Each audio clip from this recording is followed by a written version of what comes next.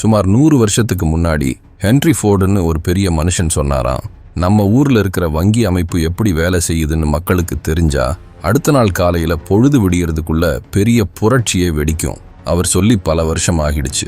ஆனா இன்னைக்கும் அந்த வார்த்தை அப்படியே நிஜமா இருக்கு. நான் பேங்க்குங்கிறதே ஒரு கெட்ட விஷயம்னு சொல்ல வரல. இல்லைங்க, பேங்க் நமக்கு பல நல்ல உபயோகமான சேவைகளை செய்யுது. அது நம்ம வாழ்க்கையில ஒரு முக்கியமான பாகமா மாறிடுச்சு. எல்லாரும் அவங்க பணத்தை பத்திரமான இடத்துல வைக்க தான் விரும்புவாங்க. காசை மெத்தைக்கு அடியிலையோ இல்ல கொல்லைப்புறத்துல குழி தோண்டியோ ஒளிச்சு வைக்க யாருக்கும் விருப்பம் இருக்காது. ஆனா உண்மை என்னன்னா, பேங்குகள் நம்மளை வச்சே கொள்ளை லாபம் சம்பாதிக்கிறாங்க. அதுவும் அப்பாவி ஜனங்களோட காசுல தான். அவங்க பண்ற பல தில்லாலங்கடி வேலைகளை நம்ம கண்ணுல படாம மறைச்சிடுறாங்க. நீங்க கடன் வாங்கினாலும் சரி, பணத்தை செலவு பண்ணாலும் சரி, சேமிச்சு வச்சாலும் சரி, நம்ம எல்லாருமே இதுல ஏதோ ஒரு வகையில மாட்டிட்டு தான் இருக்கோம்.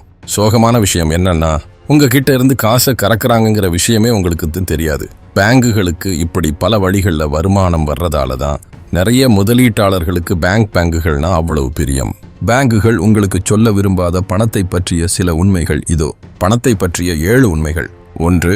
ஒவ்வொரு வருஷமும் நீங்க உங்க பணத்தை இழந்துட்டு இருக்கீங்க. பணத்தை பத்திரமா வைக்க பேங்க் தான் சரியான இடம்னு கேள்விப்பட்டிருப்பீங்க.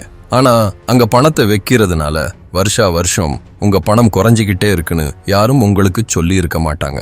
இது பேங்க் போடுற கட்டணமோ இல்ல திருடு போறதோ கிடையாது. இதுக்கு காரணம் பணவீக்கம். பணவீக்கம்னா ஒன்றும் இல்லைங்க, பொருளோட விலை ஏறிக்கிட்டே போறது தான். உதாரணமா, இன்னைக்கு 500 ரூபாய்க்கு வாங்குற ஒரு பொருள் அடுத்த வருஷம் இன்னும் கொஞ்சம் விலை அதிகமா இருக்கும். 10 வருஷத்துல ரொம்பவே அதிகமாயிடும். நீங்க பேங்க்ல இருக்கிற பணம் அப்படியே பத்திரமா இருக்கும்னு நினைச்சா தப்பு. பணத்தோட மதிப்பு அப்படியே இருக்கும்னு இல்ல, வட்டியால வளரும்னு நினைப்போம். ஆனா சராசரியா இந்தியாவில் பணவீக்கம் 6% இருக்கு. பேங்க் உங்களுக்கு கொடுக்கிற வட்டி வெறும் 3-4% தான். அப்ப கணக்குப்படி ஒவ்வொரு வருஷமும் உங்க பணத்தோட மதிப்புல 3% வரைக்கும் நீங்க இழந்துட்டு இருக்கீங்க. சும்மா உங்க சேவிங்ஸ் அக்கவுண்ட்ல தூங்கிட்டு இருக்கிற பணத்தை பத்தி தான் நான் பேசிட்டு இருக்கேன். 2. உங்க கார்டு மூலமா பேங்க் காசு பார்க்குது. முதல்ல ஒவ்வொரு தடவையும் நீங்க கிரெடிட் கார்டையோ டெபிட் கார்டையோ தேய்ச்சி பொருள் வாங்கும்போது பேங்க் அதுல கமிஷன் பார்க்குது. உங்களுக்கு அது தெரியாது. ஏன்னா நீங்க வாங்கின பொருளுக்கு மட்டும்தான் உங்க கணக்குல இருந்து பணம் போகும். ஆனா அந்த கமிஷனை கடைக்காரர் தான் கட்டுறாரு. அவர் என்ன பண்ணுவாரு, அந்த செலவை பொருளோட விலையில சேர்த்து நம்ம தலையில தான் கட்டுவாரு. கடைசியில பார்த்தா அந்த காசை கொடுக்கறது நீங்க தான்.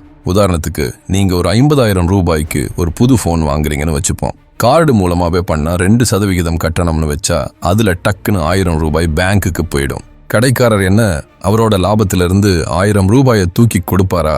இல்லவே இல்லை. அந்த காசை மறைமுகமா நீங்க தான் கொடுக்குறீங்க. 2வது, கிரெடிட் கார்டு மூலமாவும் பேங்க் கொள்ளையா சம்பாதிக்குது. ஏதோ ஒரு ஆசையை காட்டி கிரெடிட் கார்டு வாங்க வைக்கிறாங்கல்ல, அதுக்கு ஒரு காரணம் இருக்கு.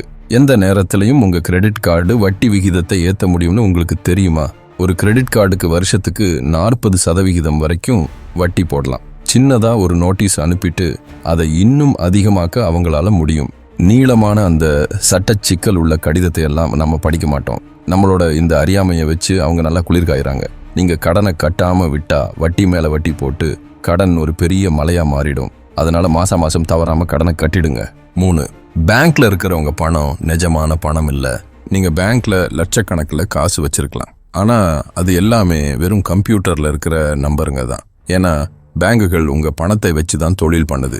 அந்த பணத்தை தான் அடுத்தவங்களுக்கு பிசினஸ் லோனாவோ கார் லோனாவோ வீட்டு லோனாவோ கொடுக்குறாங்க. உங்களை பொறுத்த வரைக்கும் உங்க காசு பேங்க்ல பத்திரமா இருக்கு.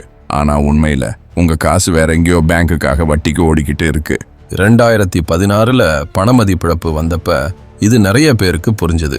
எல்லாரும் பயத்துல பேங்குக்கு ஓடி போய் பணத்தை கேட்டாங்க. ஆனா எல்லாருக்கும் கொடுக்க பேங்க்ல கையில பணமே இல்லை. பேங்குகள் சட்டப்படி அவங்க பணத்தை அடுத்தவங்களுக்கு கடனாக கொடுக்கலாம். அதனால உங்க பணத்தை கையிருப்பா வச்சுக்க மாட்டாங்க. அப்படின்றா பேங்க்ல காசை வைக்கிறது பாதுகாப்பு இல்லையா? அப்படிலாம் இல்லை.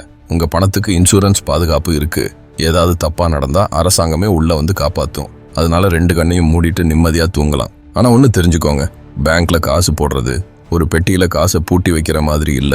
உங்க பணம் உங்களுக்காக இல்ல, உங்க பேங்குக்காக வேலை செஞ்சுக்கிட்டு இருக்கு. 4. பேங்க்ல வேலை செய்யறவங்க உங்க நண்பர்கள் கிடையாது. இதை நம்ப கஷ்டமா தான் இருக்கும். ஆனா உண்மை அதுதான். அவங்க உங்க பேரை சொல்லி கூப்பிடுவாங்க, ஃபோன் பண்ணுவாங்க, பாசமா பேசுவாங்க, பிறந்த நாளுக்கு வாழ்த்து சொல்லுவாங்க. அவ்வளவுதான், நீங்க விழுந்துட்டீங்க. உண்மை என்னன்னா, இவங்க யாரும் உங்க மேல பாசம் வச்சு இதையெல்லாம் பண்ணல. நல்லா பழகி வச்ச ஒரு நாடகத்தை தான் உங்ககிட்ட அரங்கேத்துறாங்க. சரியான நேரத்துக்காக காத்துட்டு இருக்காங்க. என் நண்பன் ஒருத்தன் பேங்க்ல வேலை செய்யறான். அவன் சொன்னா, ஒரு வாடிக்கையாளருக்கு ஃப்ரெண்ட் ஆகி அவங்க நம்பிக்கையை சம்பாதிப்பானா. அப்புறம் அவங்க கேட்கவே நினைக்காத ஒரு கடனை அவங்க தலையில கட்டிடுவானாம். ஏன்னா அவனுக்கு டார்கெட் இருக்கு, அதை முடிக்கலைன்னா வேலை போயிடும். அதனால அடுத்த தடவை உங்க பேங்க்காரர் சிரிச்சுக்கிட்டே புது ஆஃபர்னு ஏதாவது சொன்னா கொஞ்சம் ஜாக்கிரதையா இருங்க. போலியான நட்புங்கிற பேர்ல உங்களை ஏமாத்திட விடாதீங்க. 5. வெளிநாட்டு பண பரிவர்த்தனை கட்டணம். வெளிநாட்டு பயணத்தின் போது நீங்க கிரெடிட் அல்லது டெபிட் கார்டு பயன்படுத்தினா அதுக்கு தனியா கட்டணம் வசூலிப்பாங்க. இது அவங்க வெளிப்படையா சொல்ல மாட்டாங்க. சமீபத்துல ஒரு நண்பர் வெளிநாட்டுக்கு போயிட்டு 15 நாள் கழிச்சு திரும்பி வந்து பேங்க் ஸ்டேட்மெண்ட்டை பார்த்தப்போ அதிர்ந்து போயிட்டாரு. வெளிநாட்டு பரிவர்த்தனை கட்டணம்னு சொல்லி கிட்டத்தட்ட 8000 ரூபாய்க்கு மேல பிடிச்சிருந்தாங்க. என் நண்பருக்கு இதெல்லாம் தெரியாததால அவர்கிட்ட நல்லா கறந்துட்டாங்க. 6. உங்க கணக்குகளை எப்போதும் சரிபாருங்க. உங்க பேங்க் கணக்கு உங்க வாழ்க்கையோட ஒரு முக்கியமான பகுதி. அதனால ரொம்ப பிஸியா இருக்கேன் இல்ல சோம்பேறித்தனமா இருக்குன்னு சொல்லி பார்க்காம விட்டுறாதீங்க.